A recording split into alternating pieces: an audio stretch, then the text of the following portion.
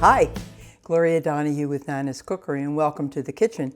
Today I'm going to be showing you something, but it's going to give me a head start on my Christmas baking. This is a cookie that I have literally been making for over 40 years. They can be called Mexican wedding cakes or almond balls. There are different names. I use almonds, but other people can use, you can use pecans, you can use walnuts.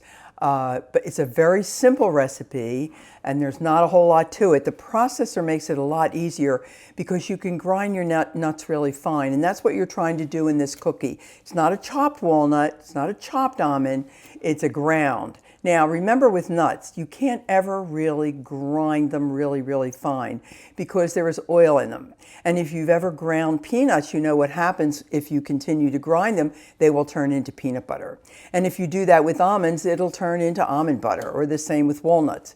But by adding flour or sugar to it, then the almonds stays almond while you do it.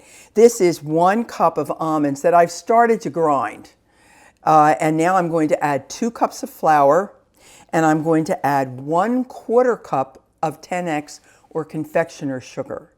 Now you can tell just by that I'm going to have to do something at the end with this cookie, because 1/4 cup of sugar is not the right amount of sugar for 2 cups of flour and the other things, but it's going to be rolled in confectioner sugar at the end. So the cookie itself is not that sweet until you roll it into the 10X sugar. So I've got 1 cup of almonds in here, partially ground, not totally. I am going to add 2 cups of regular flour. And remember, people have asked me sometimes on something, is it self-rising or is it regular flour? Unless a recipe specifically calls for self-rising or cake flour or bread flour, it always means regular flour. And that means without leavening. When something is self-rising flour, it's already got something in there that's going to help something rise. And usually the recipes are very specific in calling for self-rising flour. Don't use it as your regular flour. Just use regular all-purpose flour. And I'm going to put in 2 cups. I'm going to put in my 1/4 cup of 10X sugar, and I'm going to let this rip for a bit. Now I always do it with a pulse so I can let it settle and then bring it up and do it again, but I want to grind the nuts and I want to make sure that everything is fine. I can still hear those nuts, so I want to make sure that I get them fine. Then I'll actually feel it with my fingers. Are they really fine?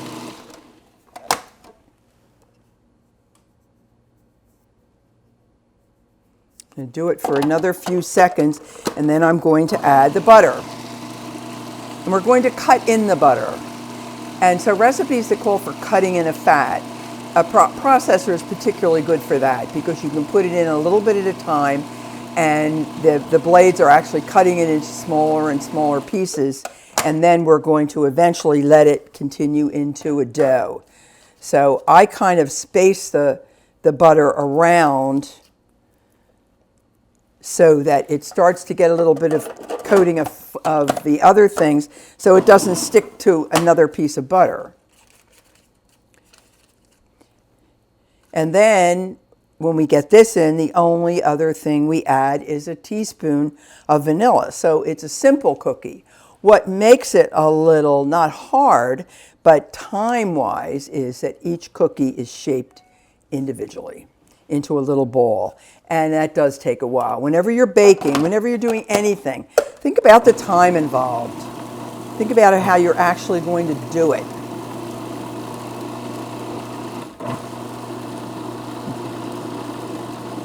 Now I'm going to add that 1 teaspoon of vanilla. And this is the end of my bottle. My husband has just gotten me a new great big bottle, so I think I'll be starting that at any moment. This is really kind of the end of this one. And now we're going to let it go, and it will form a dough. And I'll stop it every once in a while just to see. And while that's happening, those of you who follow my trips, you can see I've been to Alaska. Had a wonderful summer, went to Canada to visit family on Campobello, which we always do, and see friends. And then we took a cruise to Alaska. Unfortunately, my husband wasn't feeling that great, so we didn't do everything we wanted to do, but what a beautiful area. And we happened to be there the day that Mount McKinley became Denali, so that was exciting. And it really was beautiful. Now, as you can see, this has formed a dough, and that's exactly what I'm looking for. There we go. That is a nice dough, all mixed well. It's all consistent. And I'm going to show you, I happen to have one of these little measuring things. This is called 14 ml, number 70. We'll see. I think that that's a good size for this cookie. See, is that perfect? And then I just roll it and put it on a parchment lined cookie sheet. And as I mentioned in my cookie thing, please try to use parchment sheets for your cookies. It's so easy. You don't have to grease them. And what happens is you just slide the whole thing off the cookie sheet when they're done onto a rack. And then you can remove them at your leisure when they're cool and they will not stick to the paper. So I never put them directly on a pan anymore. The other thing is you could be making out another sheet, maybe not with these because they might roll too much, but other cookies, and then slide that on that hot cookie sheet and put it back in the oven. As I said on the little cooking video, try and have at least 2 cookie sheets because otherwise, I think these will all go on this sheet, but that's not normally so with cookies because they spread. You need the room. So I'm just going to show you a couple more. And then these are just, and as you can see, I'm bringing up the scoop along the side. Whether you're doing it from a mixing bowl or a processor, you want to bring it up. If that's the size you want, hey, perfect. Bring it out.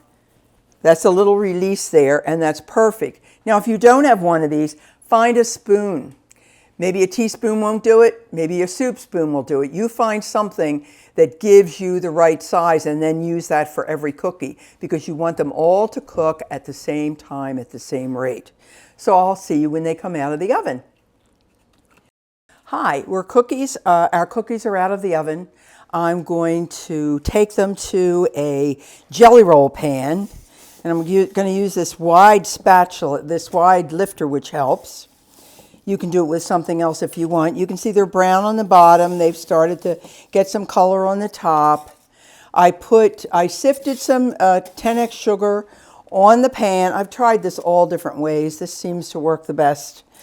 All those cookies fit on that one tray, but again, that was because they did not have any leavening in them. Normally, you could not put that many cookies on one cookie sheet. And after we get them all on there, we're going to sprinkle more confectioner sugar over them. They were cooked at 325 for about 35 minutes. And that you can sort of feel that they're getting brown and they're getting some color on top. And they are very hot. I also didn't follow my own normal advice in that I didn't shift it because I see where some are browner than others. And normally I would say shift the cookie tray. And especially, I turned off the convection because it kind of makes a noise when we film. And normally I do bake with convection, and I think convection makes a more even heat, and I forgot that. So this is what we're going to do. We're going to sprinkle the cookies. I do it through a sieve because I swear no matter how well I keep my 10x sugar, it always gets lumps in it. And so it's just easier to put it through a sieve and then use it. We want to make sure they really get covered. And then I'm going to roll them around a little bit, make sure everything is covered. And then they're just going to cool. These freeze excellently. I have frozen them many, many times, made them earlier in the season, frozen them, taken them out to give them away. So I know they freeze very well. That's not a problem. So we're just going to kind of turn them and see that they get covered all over and just let them cool. And that is almond balls. Again, as I said, you may have seen a very similar recipe used with walnuts, used with pecans. It's the exact same recipe. It's just a different nut. But when you see Mexican wedding cookies, it tends to be the almonds. And that's the name that I learned calling them. But that's it. The cookies are done. It looks kind of a mess now, but you can just see I'm just going to continue to turn them a little bit. Now, what will happen is as that confectioner sugar melts, then it's going to be more of a white top. It's not going to stay this loose confection sugar because it's going to melt on the cookie. So, I mean, you won't be dealing with all this loose confection sugar once they cool, once you pick them up and just put them away. Make sure they cool thoroughly. You can eat them right away or you can freeze them. I thank you again for visiting. It's always a pleasure to have you come to the kitchen. Have a good day today and make it a good day for somebody else. Bye-bye.